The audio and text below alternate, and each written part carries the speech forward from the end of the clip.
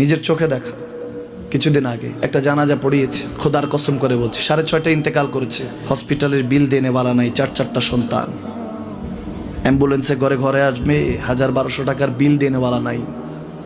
কি বুঝলেন? ক্ষণস্থায়ী দুনিয়া।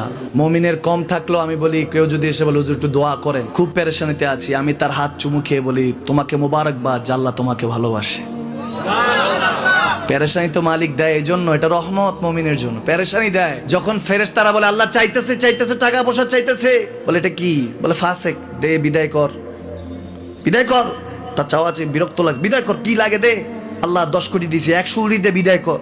মুমিন যখন চাইতে থাকে আল্লাহ আমাকে কিছু লাগবে, যখন একটু করে চায় আমার মাটাকে সুস্থ করে দাও, বাবাটাকে আল্লাহ আমার স্ত্রীকে, আমার আমাকে একটু তৌফিক দাও, চাইতে থাকে মুমিন। আল্লাহ বলে যখন ফেরেশতারা দেখে মুমিন চাচ্ছে, দেরি করতে পারে না, তাড়াতাড়ি খাজানা নিয়ে দিতে নেবে, আল্লাহ বলে রাখোস না, এত তাড়াহুড়া কিসে?